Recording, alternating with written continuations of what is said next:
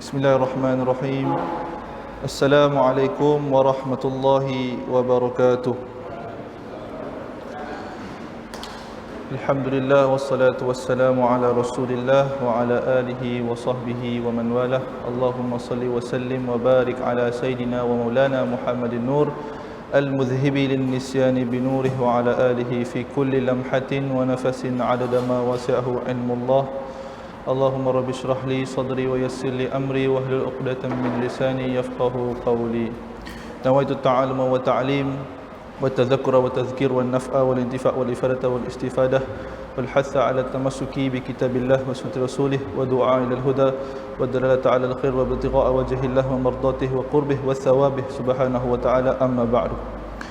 Alhamdulillah, syukur kita kepada Allah Subhanahu wa ta'ala, di mana Allah telah memberikan kepada kita limpah kurniaannya yang sangat banyak, di mana Allah telah mengurniakan kepada kita nikmat-nikmat, dapat melihat, dan banyak daripada manusia yang lain tidak diberikan ataupun tidak dapat nikmat melihat, akan tetapi kita dapat nikmat melihat sehingga dapat melihat Al-Quran, melihat keajaiban dan kecantikan daripada makhluk Allah Subhanahu wa ta'ala.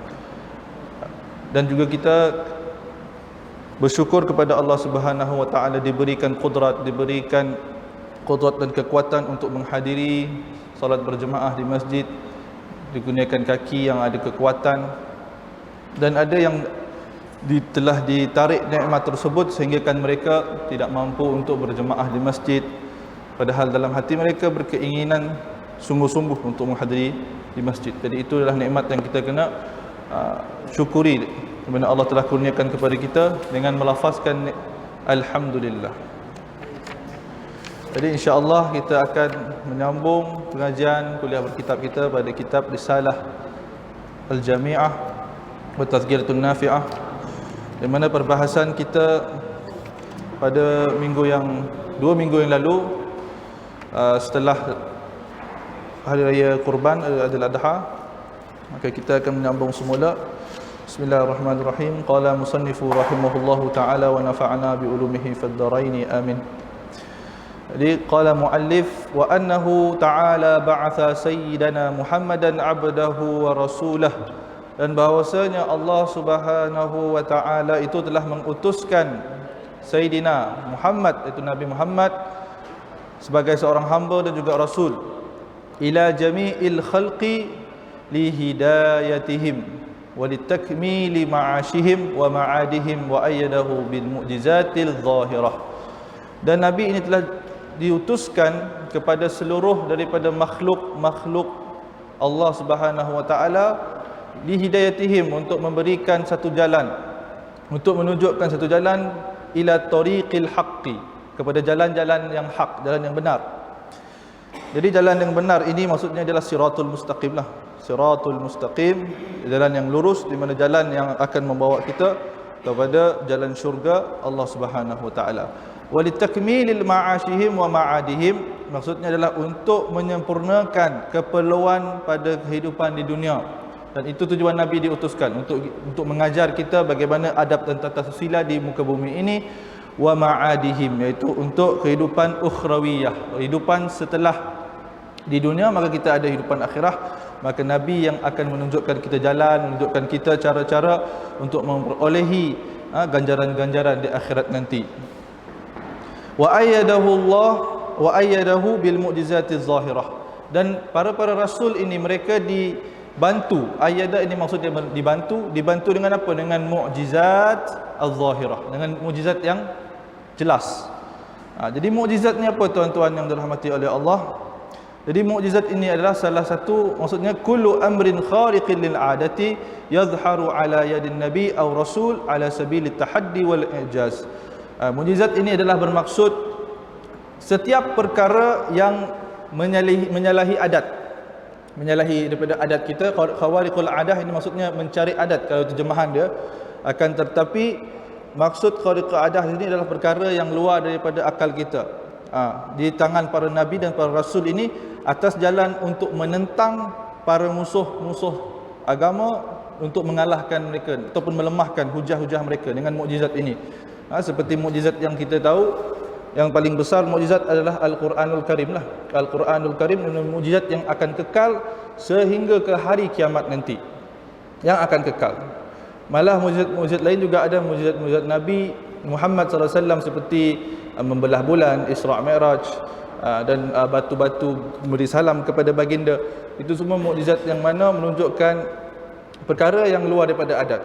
Kalau kita semua ni dapat mendengar seperti mana Nabi mendengar, dan Nabi mendengar kepada jazak ini, orang panggil sebagai pohon kurma yang menangis, ketika mana digantikan mimbar Nabi daripada pohon kurma tersebut kepada yang lebih baik daripada pohon kurma itu, yang lama pergi yang baru, maka pohon kurma tersebut menangis kerana apa? Kerana tidak dapat berkhidmat kepada Nabi Muhammad sallallahu alaihi wasallam.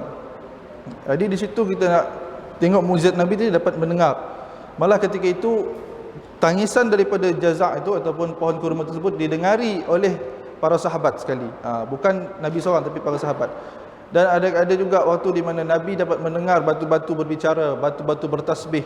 Itu salah satu daripada mukjizat Nabi sallallahu alaihi wasallam. Dan kalau kita dengar batu bertasbih, kita lari tuan-tuan.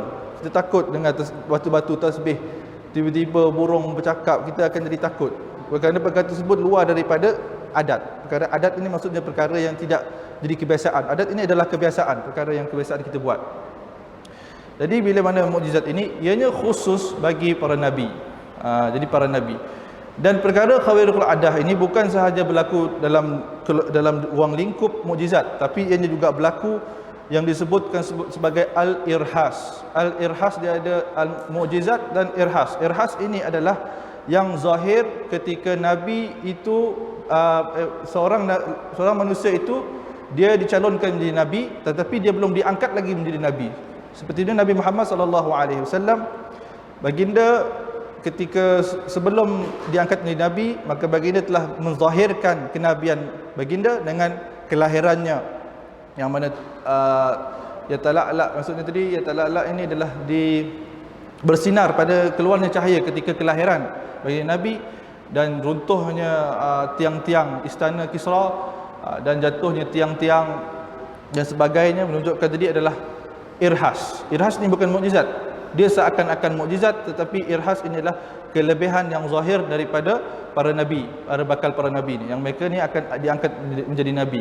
Seperti mana yang berlaku juga ketika Nabi Muhammad masih kecil dan masih di bawah jagaan bapa saudaranya Abi Talib. Abi Talib sentiasa menunggu kehadiran baginda Nabi ketika makan. Kerana apa? Abi Talib ini keluarga dia miskin dan makanan mereka sangat terhad. Dan apabila terhad, mereka merasakan makanan mereka tak cukup. Tapi apabila ada kehadiran baginda Nabi sallallahu alaihi wasallam, makanan mereka terasa cukup, malah lebih, oleh kerana keberkatan daripada baginda Nabi sallallahu alaihi wasallam. Begitu juga dengan Halimatus Sa'diyah, di mana keluarga mereka Bani Sa'diyah ni, Bani Sa'diyah ini di bahagian gunung-gunung orang Badui. Selepas kehadiran Nabi menjadi anak susuan mereka, tanaman mereka mula tumbuh segar, kambing-kambing, lembu-lembu mereka mula mengeluarkan susu yang sangat banyak. Jadi itu juga mereka menampakkan kelebihan daripada Nabi, dan juga Nabi juga dilindungi oleh awan. Itu adalah semua dipanggil irhas, bukan mukjizat tapi irhas. Itu perbezaan di antara mukjizat dan juga irhas. Dan ada yang ketiga, namanya karamah. Karamah, kalau kita dengar orang kata karamah, maka karamah ini, kalau ta'rif dia, wahya man yadhharu ala aidi atba'is sunnati min ahli salah wal ma'arif. Maksudnya ianya adalah salah satu perkara yang dizahirkan atas tangan ataupun ke atas orang-orang yang mengikut kepada sunnah daripada kalangan orang-orang soleh dan orang-orang yang ma'rifah, orang-orang yang kenal Allah lah. Mereka ni kita istilahkan mereka dengan wali Allah. Wali-wali Allah ni kebanyakan mereka sentiasa mendapat karamah daripada Allah Subhanahu Wa Taala. Contohlah perkara karamah yang sering berlaku pada para aulia ini, para wali Allah, adalah seperti mereka dapat jalan atas air ataupun terbang, ataupun perkara yang khawariqul adah, perkara yang bukan di akal kita. Contoh salah seorang ulama yang diceritakan, seorang ulama bernama Imam Ramli, Ibnu Syamsuddin Ar-Ramli. seorang mufti di Mesir, ataupun digelarkan sebagai Umdatus Syafi'i, tiang bagi mazhab Syafi'i. Beliau adalah ulama yang besar, ulama hebat di Mesir. Dikatakan oleh anak-anak murid beliau, pada masa hari Jumaat beliau khutbah di satu masjid, akan tetapi diceritakan oleh seluruh penduduk Mesir, beliau telah berkhutbah di 40 masjid pada satu masa yang sama.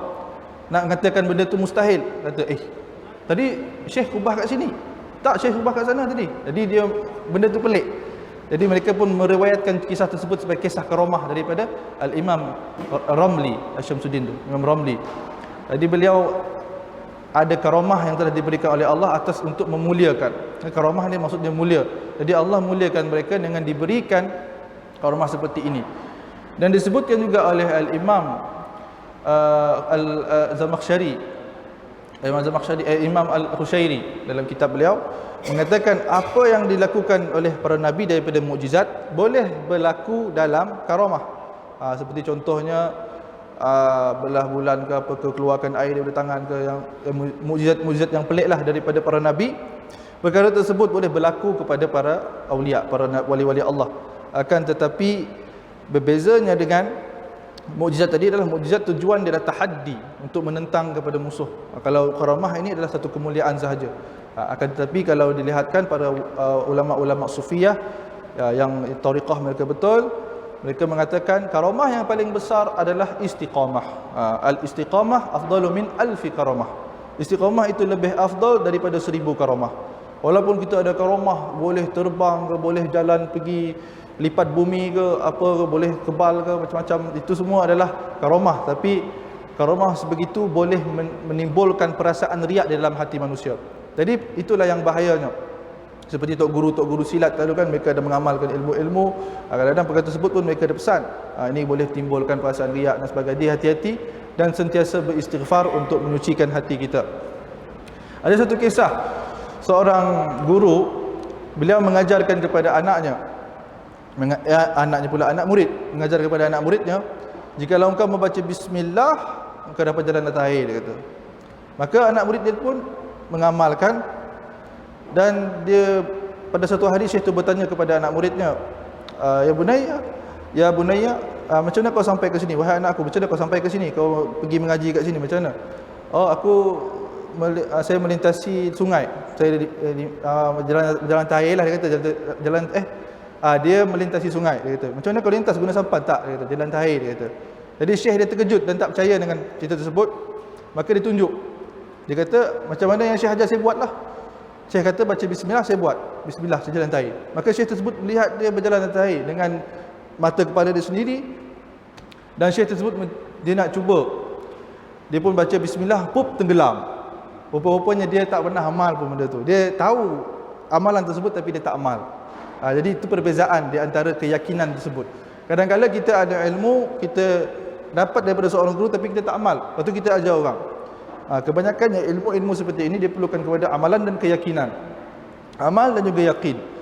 Oleh kerana anak murid tadi atas dasar keyakinannya kepada gurunya, yang gurunya telah menurunkan ilmu tersebut, maka dia orang itu dulu dah ngasihlah ilmunya, ngasih ilmunya, dia jadi jalan baik. Jadi itu kelebihan dia, itu yang nak dikatakan tadi, yakin daripada bismillah itu sahaja boleh membuatkan dia jalan atas air.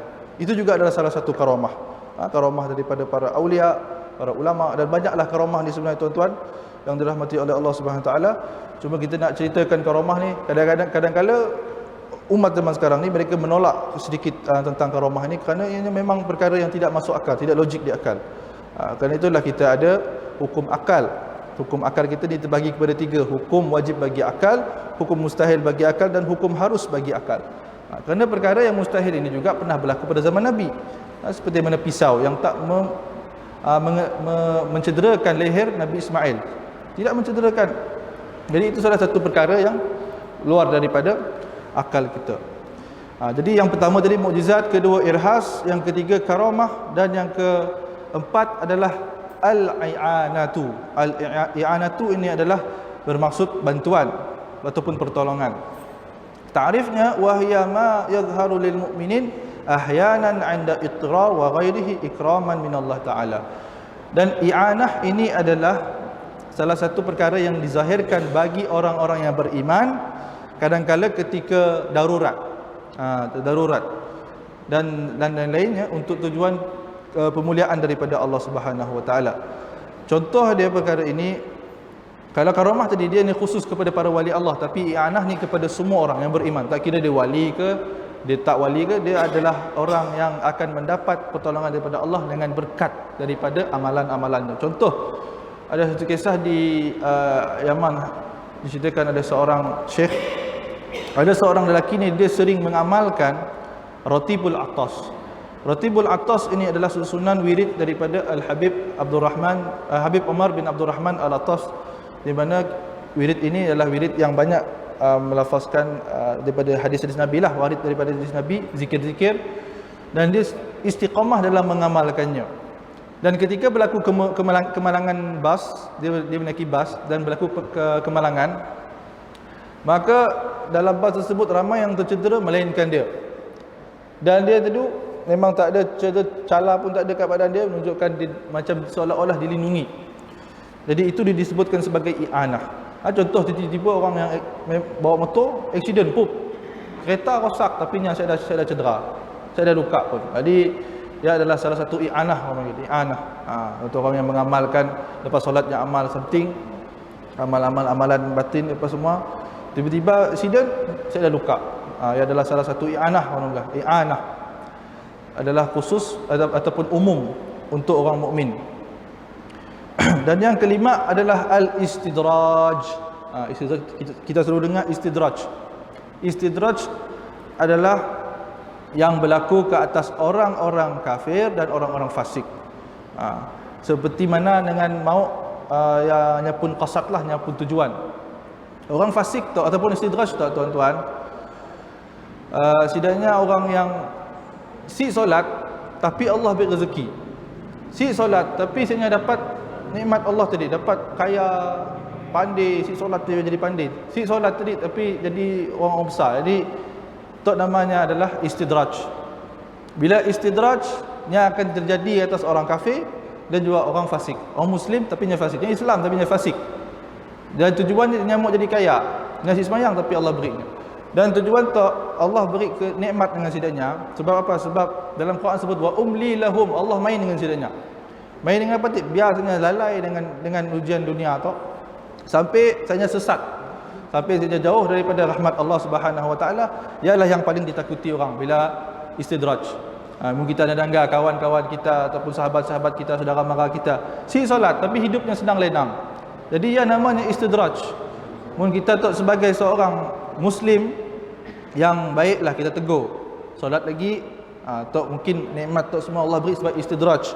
Sebab lama-lama kelak, mamak kelamaan kelak Allah si akan layan orang macam tu. Si akan dapat rahmat daripada Allah. Jadi ialah kita kena hati-hati. Pun ada saudara mara yang senang lenang hidupnya, pandai, tapi saya dah si solat pun, saya dah melakukan usaha agama, saya dah mula ibadat pun. Jadi sangat bahayalah.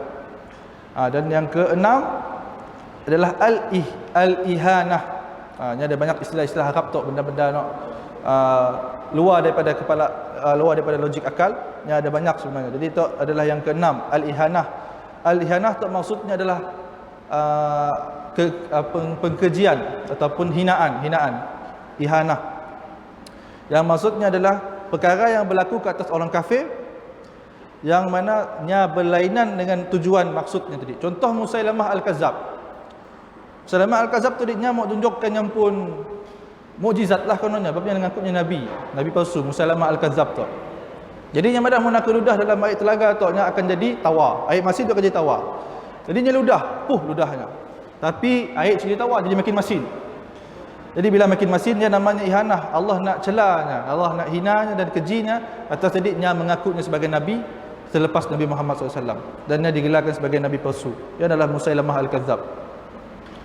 Dan yang terakhir adalah syu'udah ataupun al-kihanah. Yang terakhir sekali, al-kihanah. Al-kihanah tu adalah sihir ataupun bomoh. Sidak bomoh tu, tukang tilik tu, semuanya maksud dalam kihanah. Saya tu menggunakan wasilah sidak jin ataupun syaitan. Isti'adzah bil syaitan, bil syayatin. Menggunakan jin-jin sebagai wasilah. Contohnya, ada orang tadi nyamuk tahu nasibnya. Contohnya orang Melayu tu pernah je lah pergi jumpa bomoh tek, apa khabar si fulan tu? Oh, boleh cik nangga. Nangga. Waktunya nangga ya, nya menggunakan jin, tidak jin yang mengkhabarkan kepada bomoh. Sebab ialah tidak bomoh tu maksudnya dapat khabar daripada jin. Jin ni akan madah apa yang dia dengar daripada berita di langit. Jin tu dapat naik ke langit dan dia dengar apa yang dibicarakan di Baitul Izzah. Sebab setiap apa yang daripada Lauhul Mahfuz nya akan turun di Baitul Izzah. Bila di Baitul Izzah nya akan dibicarakan takdir si fulan macam tu. Maka jin akan dengar apa yang jin sampaikan kepada bomoh yang boleh jadi benar, boleh jadi salah. Sebab jin tu adalah orang yang suka menipu. Golongan dajjal juga lah, golongan yang suka menipu. Jadi boleh jadi benar, boleh jadi salah. Kan akan madatik, oh kau kelak akan dah kaya-kaya, kau kelak akan jadi macam tu. Dia akan ceritakan perkara-perkara yang akan datanglah masa depan. Sebab menilik nasib dalam Islam adalah haram hukumnya. Si boleh menilik nasib. Adapun kita tadi menilik macam cuaca apa semua ya boleh, ada dasar ilmu. Tapi bila nilik nasib tu ataupun nilik jodoh lah, siapa jodoh kami tuan bomoh. Jin pun bomoh itu dengar. Oh si fulanah bini kau pula disebut. Mungkin benar, mungkin si. Ya adalah daripada usaha ti bomoh lah yang guna jin. Dengan wasilah ti guna jin. Sama juga dengan sihir-sihir lain. Sihir-sihir tadi yang menggunakan sidak jin tu untuk menyakiti seseorang, santau sebagainya. Gunakan apa lagi sihir-sihir yang pugi apa semua pakai dalam air. Dia adalah salah satu daripada perkara yang diharamkan dalam Islam, kehanah. Benda ya luar daripada logik akal kita. Hatta doktor pun siapa jumpa apa yang sakit kita tadi bila kita kena santau orang. Doktor pun siapa jumpa.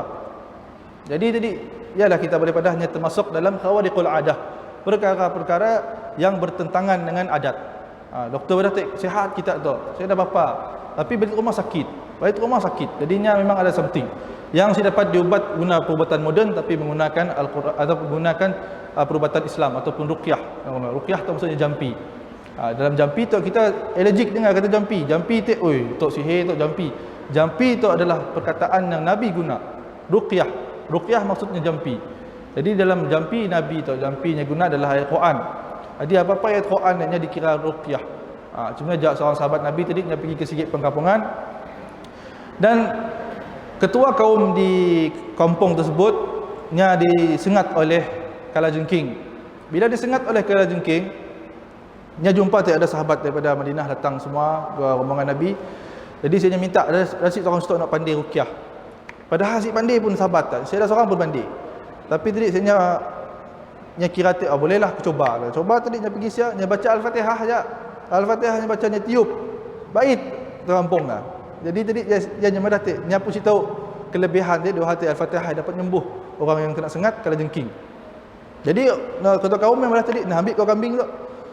Dia simok dia simok jual ayat Quran. Jadi dia pun jumpa Nabi nanya, Nabi boleh saya aku ambil kambing ya adanya sebab orang aku baca Fatihah jadi ke nyuruhnya sembuhnya pun luka tu kena sengat kena jengking. Mun kau simok ambil kau ambil pada Nabi. Yalah nya pun ambil tadi nya bagi dengan Nabi juga. Di sianya ada dua gig hukum lah. Hukum tentang mengambil upah atas ngajar Quran ataupun baca Quran ataupun hukum daripada sudut ruqyah. Ada dua dalam hadis ini ada dua hukum yang kita perolehi. Dalam hadis tu setiapnya ada hukum.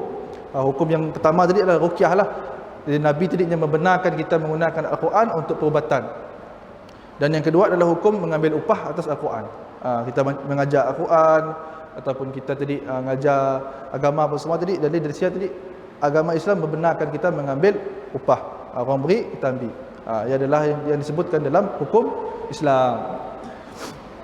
Dan kihanah dan habis tadi menceritakan tentang khawariqul adat. Wa annahu alaihi salatu wassalam sadiqun, dan bahwasanya Nabi sallallahu alaihi wasallam tu sadiqun, seorang yang sadiq. Sadiq tu maksudnya adalah orang yang menceritakan kebenaran bersesuaian dengan keadaan semasa. Keadaan semasa di zaman Rasulullah, orang menyembah Tuhan yang Latta dan Uzza namanya, Latta dan Uzza, yang sedangnya menyembah berhala. Sebenarnya percaya dengan Allah, sebut lafaz Allah, tapi sebenarnya menyembah Tuhan-Tuhan lain selain daripada Allah. Sebenarnya menambah Tuhan lah. Jadi ia adalah perkara yang salah berlaku ke atas sebenarnya. Jadi bila Nabi SAW tadi datangnya berdebat dengan sidaknya agama-agama lain, terutamanya kaum musyrikin lah, untuk berbicara tentang ketuhanan sebenarnya. Fi jami'i ma akhbara bihi 'anillahi ta'ala min sirati wal mizani wal haudi wa ghairi dzalika min umuril akhirah wal barzakh. Jadi daripada setiap apa tu Nabi berkata benar, daripada setiap perkara yang Nabi ceritakan mengenai Allah Subhanahu Wa Taala, mengenai titian sirat, mengenai mizan, mengenai telaga haud, dan selain daripada perkara selebih-selebihnya perkara daripada perkara akhirat dan barzakh.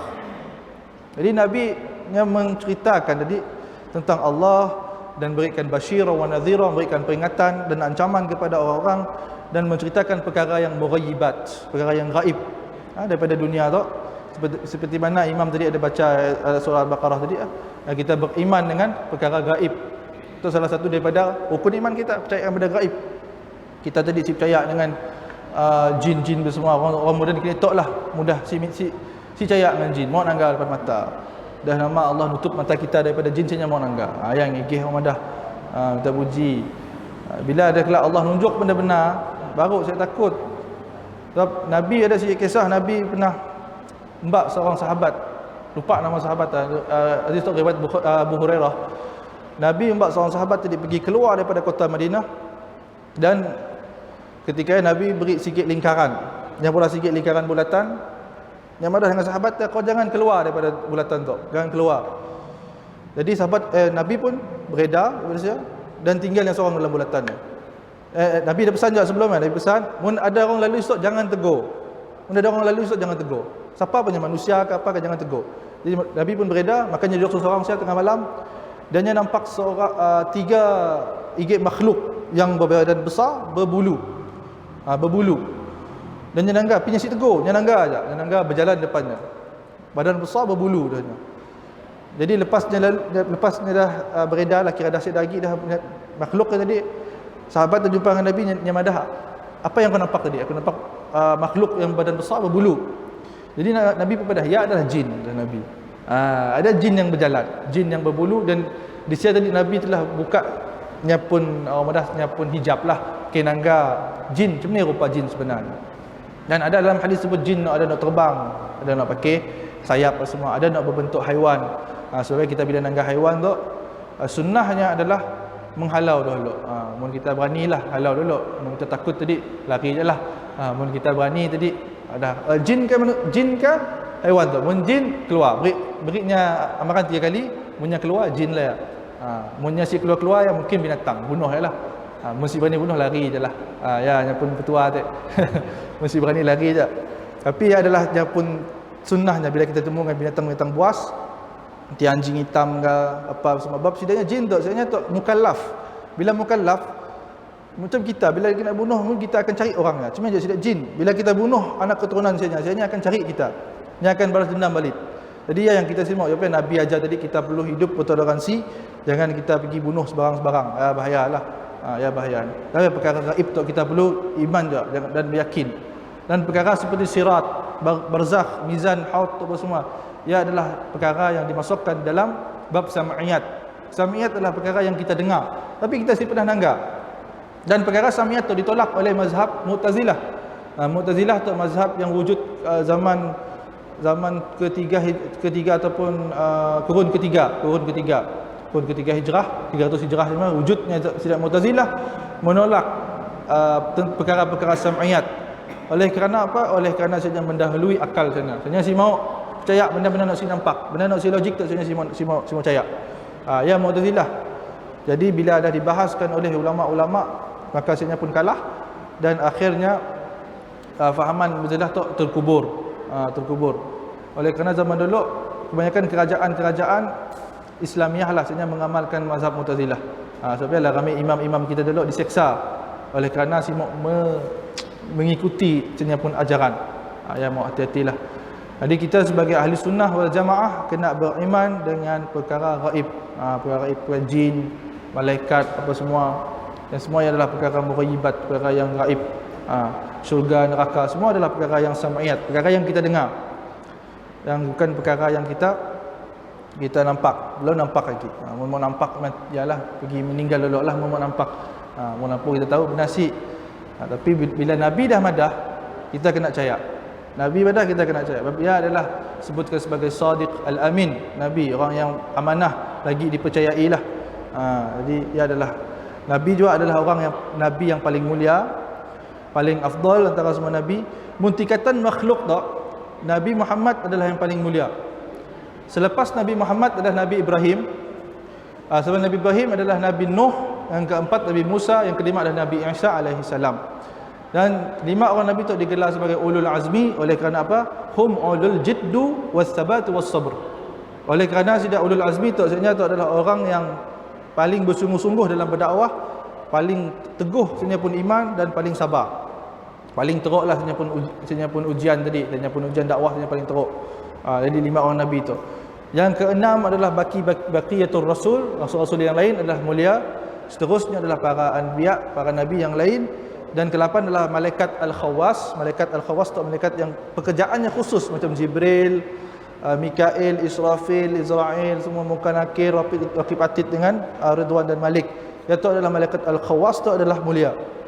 Dan yang ke-9 adalah manusia yang paling soleh. Jadi manusia yang paling soleh ataupun paling mulia lekat daripada malaikat al-khawas itu adalah Sayyidina Abu Bakar As-Siddiq. Makanya adalah manusia yang paling mulia. Dan selepas Sayyidina Abu Bakar itu adalah baqiyatul asyarah lah. Ahadun min asyarah yang tadi 10 orang yang dijanjikan syurga. Sayyidina Umar, Sayyidina Uthman, Sayyidina Ali, Talha bin Ubaidillah, Zubair bin Awam, bagi saya tu Sa'ad bin Waqqas, Sa'id bin Yazid, Talha bin Ubaidillah, bagi saya Abdurrahman bin Auf. So, semua adalah orang yang mulia.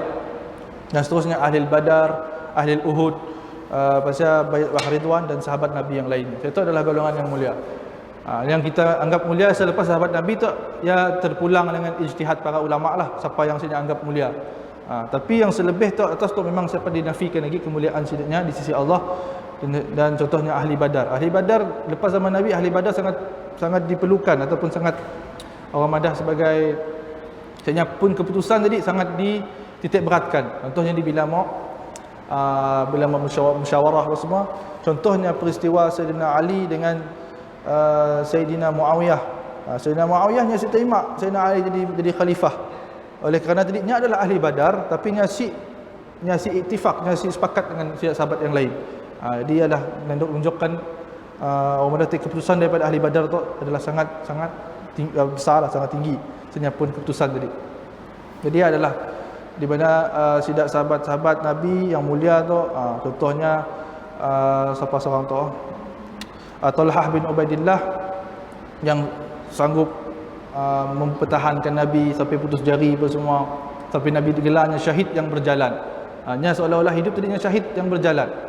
Sa'ad bin Abi Waqqas apa semua yang pergi ke China. Adapun siapa pernah pergi China, di China ada sikit maqam yang disangkakan oleh orang sebagai maqam Sa'id bin Abi Waqqas. Tapi Sa'ad bin Abi Waqqas nya wafat di Madinah. Nya si wafat di China, di Guangzhou nama tempat, Guangzhou China. Adapun yang dikeliru sebenarnya bukan Sa'ad bin Abi Waqqas, tapi ia adalah maqam Sa'ad bin Lubaid. Sa'ad bin Lubaid tu ini adalah orang yang masuk Islam dudi dekat di Madinah dekat tahun Hijrah. Makanya ikut rombongan Sa'ad bin Abi Waqqas pergi berdakwah di China. Yang ikut jadinya meninggal. Mungkin orang Cina terkeliru nama sama Sa'ad tu apa.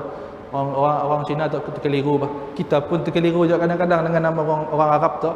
Jadi dia juga orang Cina tu. Sa'ad tu sama nama. Beza belakang Sa'ad bin Abi Waqqas, Sa'ad bin Lubaid. Jadi orang pun letak nama Sa'ad bin Abi Waqqas tu, madah-madah hajat dia. Dua hal Sa'ad bin Waqqas ni wafat di Madinah. Dia disepakati oleh para ulama, Imam Ahmad, Imam Muslim, Imam Nasa'i, semua sebenarnya bersepakat tadi Sa'ad bin Abi Waqqas wafat di Madinah. Dia pun kubur di Madinah di Baqi', di perkuburan Baqi'. Manakala nak di China ya, dia adalah makam sahabat juga, tapi nya adalah Sa'ad bin Lubaid. Ya kita perlu tahulah info semasa. Kita perlu tahu, kadang-kadang mungkin orang tak tahu juga, jadi kita sampaikan. Minas sirat, Allah Ta'ala minas sirati. Kita syarahkan sirat dahulu. Sirat huwa jasrun mamdudun ala matli jahannam adaqqi minas sya'rati wa ahaddu minas sayfi. Apakah sirat tu tuan-tuan yang dirahmati oleh Allah? Sirat tu adalah satu jambatan, jasrun, jambatan yang dipanjangkan atas permukaan neraka Jahannam. Neraka Jahannam tu neraka paling awal. Neraka untuk orang yang beriman lah, yang ada dosa. Adaqqu minasy'arati, nya lebih nipis daripada rambut, wa ahaddu minas sayfi, nya lebih tajam daripada pisau. Daripada pedang lah, mata pedang hanya lebih tajam lagi. Bayanglah tuan-tuan, macam ni yang pun rupa jambatan lah. Jambatan yang macam ni yang pun memang kita sifat bayanglah. Dan yamurru alaihi awwalun wal akhirun, dan berjalanlah orang manusia kelak atas titian sirat. Wallahu alam, macam ni rupa kita berjalan, kita harap kita jadi cepatlah, sebab peristiwa yang disebutkan atas titian sirat tu, ada yang berjalan dalam keadaan kalbarqi. Kalbarqi tu maksudnya kena kilat. Ada yang terbang, ada yang menggunakan binatang tunggangannya dan sebagainya. Dan Allah telah menetapkan di titian sirat digantung beberapa ekor anjing. Kalalib tu maksud jamak lah, lebih daripada 3 ekor kan. Anjing-anjing tu ditugaskan saja tadi adalah untuk menarik orang-orang yang masuk neraka, tarik ataupun ditolak. Jadi siapa jalan tu saja memang ditolak. Jadi adalah keadaan di titian sirat, tuan-tuan yang dirahmati oleh Allah. Jadi bila disebutkan panjang ataupun jarak perjalanan dari titian sirat tu adalah 3,000 tahun. 3,000 tahun, tuan-tuan. Disebutkan dalam Quran, wa inna yauman 'inda rabbika ka'alfi sanatin mimma ta'uddun. Sesungguhnya hari di sisi Allah Subhanahu Wa Taala, maksud merujuk kepada hari akhirat, ka'alfi sanatin, 1000 tahun yang terang hitung. Yang kita hitung hari sehari 24 jam tu, mun dihitungkan hari akhirat, sehari akhirat bersamaan 1000 tahun kita di situ. Bayangkan perjalanan yang memakan masa 3,000 tahun di akhirat. Menunjukkan jaraknya memang panjang lah. Dan disebutkan jarak jambatan titian sirat yang 1000 tahun, 1000 tahun su'ud menaik, su'ud 1000 tahun naik, 1000 tahun menegak, 1000 tahun menurun. Dan ia adalah nya pun jalanlah dalam titian sirat, nya pun naik tengah-tengah turun. Ialah istiwa tu maksudnya tegaklah, tegak. Naik, tegak, turun jaraknya. Jadi nak madah tadi nya pun perjalanan tu nya depend dengan amal kita, tuan-tuan. Amal kita bagus, kita beramal bagus, semua ada amal-amal soleh, mungkin jadi teranglah kita pun berjalan. Dahlah gelap saja, gelap. Disebutkan dalam hadis gelap dan sangat gelap, dan libah neraka jahanam. Sampai ada seorang tadi ulama namanya Al-Hubayshi, ulama Yaman. Dia ada berikan sikit amalan untuk kita sama-sama amal, dan amalan tu diamalkan di Hadramaut. Di Hadramaut habis solat dia senyakan amal, dan bacaannya adalah simple. Hanya lepas solat, lepas assalamualaikum warahmatullahi wabarakatuh, dia akan baca istighfar dulu. Istighfar masa tadi la ilaha illallah wa la syarika lah, masa boleh baca asyhadu an la ilaha illallah wahdahu la syarikalah ilahan wahidan rabban wa rabban syahidan wa nahnu lahu muslimun. Jadi tu dia baca 4 kali. Boleh ulang lagi insya-Allah, mun ada siapa mau ambil boleh tanggal dalam video lah kelak. Ya, bacanya asyhadu an la ilaha illallah wahdahu la syarikalah ilahan wahidan wa rabban syahidan wa nahnu lahu muslimun. Baca 4 kali lepas solat fardu. Disebutkan oleh Imam Hubayshi, faman qala dzalik ja'ala Allahu lahu sirata arba'ata azra'in fi arba'ah.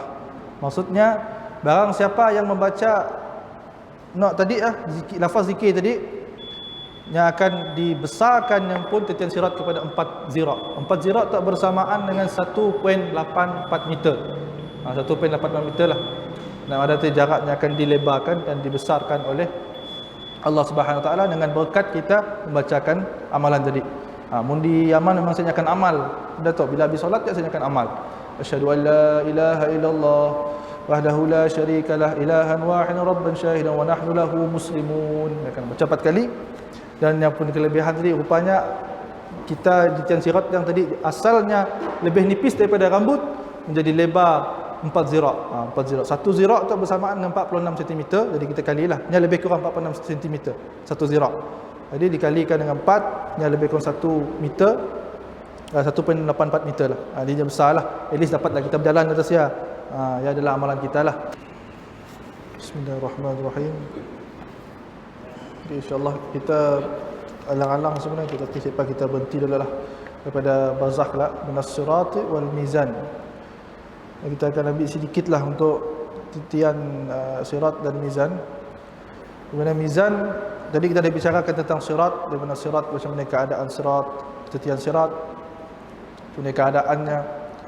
Dan ini keadaan orang-orang yang Nabi berdoa sampai doa dalam hadis, salim Nabi, selamatkanlah orang yang beriman, selamatkanlah orang yang beriman, supaya tidak saya akan melepasi titian sirat. Sebut dalam kitab tu, ini adalah susunan yang betul lah. Ketika mana kita akan dihimpunkan al-hashr, ada ataupun yang al-hashr kelak, kita dihimpunkan di hari kiamat kelak, ataupun di hari akhirat, kita akan melalui titian sirat dulu sebelum kita pergi ke mizan. Ada orang dari ke neraka terus, ada orang mungkinnya akan pergi ke sempat pergi sirat, pergi haud, pergi mizan, pergi haud, pergi jumpa Nabi. Dan salah satu keinginan kita semua adalah meminum air telaga di telaga haud. Walaupun kita cerita tentang mizan dulu, mizan adalah maksudnya mizan adalah timbangan ataupun alat timbang lah, mizan yang disebutkan sebagai kifatani azimatani, kulli kifatin mithlu ma baina as-sama' wal ard yu'tharu fihi mithqali dzurrah min al-a'mal. Jadi mizan tu adalah salah satu perkara ataupun satu benda yang besar. Bila diletakkan di muka bumi tu akan memenuhi timur dan barat. Yang pun besar si besarnya tadi adalah untuk menimbang amal-amal kita. Yang macam ni yang nimbang amal disebutkan dalam hadis, amal akan ditimbang dengan suhuf ataupun lebaran-lebaran amal kita. Dan setiap daripada lembarannya dihitung oleh malaikat raqib dan atid melalui daripada yang pun catatannya, kita pun percakapan, kita pun perbuatan, semua dihitung. Sampai lah percakapan kena dijaga, kita pun pergaulan kita pun, perbuatan kita, apa tangan kita pun semua ditulis dalam buku lembaran. Bila kita diberi buku lembaran ni kelak akan ditimbang, pergi neraka ke pergi syurga, ahli syurga ke ahli neraka. Andai kata seorang mukmin ataupun orang yang beriman nya ada dosa, dia akan tulis dia akan ke neraka jahanam dulu untuk mendapat azab lah. Tapi dalam ayat Quran ada menyebut ala yasta'jiluna bil azab, misalnya tu tadi berebut, istajilu tu macam tergesa-gesa mau diazab oleh Allah Subhanahu taala. Orang kafir lah terutamanya. Sifat manusia memang macam ni. Bila kita rasa mau selesaikan hukuman, kita rasa cepat-cepatlah. Tapi Allah balas dengan apa? Dengan perkataan tadi bila kita mau cepatkan azab tu, yang disebutkan dalam Quran tadi, mamin ayamin wa inna ayyaman ada rabbika alf sanatin mimma ta'udun. Maksudnya tadi Allah membalas tadi dengan sifat orang yang yasta'jil, yang mau cepat-cepat tergesa-gesakan azab. Kirana malah tadi relax, buat orang tergesa-gesa sebab sehari di akhirat tu sama kedak 1000 tahun di dunia. Jadi siksaannya lama lah, bukan sekejap. Munnya di azab 40 tahun. Kira 40 tahun di akhirat. 40 tahun kita kali dengan 1000 tu. Berapa tahun tuan-tuan? Nak malah tadi betapa besarnya, betapa lamanya siksaan azab di neraka, yang mana kita dapat gambarkan yang pun azab yang lebih pedih lah, teramat-amat pedih, yang pun siksaan yang Allah akan beri kepada kita. Ya baik, kita kena hati-hati dengan amal-amal kita, setiap percakapan kita pun perbuatan kita. Adapun Allah telah memberikan kepada kita tadi, umat Muhammad tu khususnya, salah satu rukhsah ataupun salah satu keringanan. Disebutkan dalam kitab Syarah Nurul Zalam ala Aqidatul Awam, bila mana umat Islam tu nya baru berniat nak buat jahat, si dihitung dosanya, si dihitung. Tapi bila nya maulah baru dihitung. Dia pun tunggu 6 jam. Kata Raqib tadi nya mau nulis tapi tunggu 6 jam, takutnya bertobat. Munnya bertobat saya dikira dah selesai tadi. Contohnya dah pula mencuri tadi. Nya rasa berdosa, ya Allah dosanya aku tu. Kayak tadi nya serah balik, nya bertobat. Dosa yang pula yang si dihitung. Itu disebut dalam kitab tuan-tuan. Disebutkan dalam kitab orang yang mana dosa nya akan ditunggu 6 jam. 6 saat. Tunggu 6 jam baru ditulis yang pun dosa. Melekat 6 jam yang si taubat baru ditulis dosa. Adapun pahala, apatah lagi, kita niat aja nak mula satu pekerjaan yang baik, dah dihitung sikit pahala. Bila kita dah niat buatlah baik, kita pola lagi, maka diberikan di'fin, diberikan ganjaran yang berlipat-lipat kali ganda. Ia adalah kelebihan kita berniat. Sebab yang disebut dalam hadis, niatul mu'min khairu min amalihi. Niat seorang mukmin itu lebih bagus daripada amalnya. Dalam hadis itu bermaksud tadi, bila kita berniat saja, kita akan dapat pahala.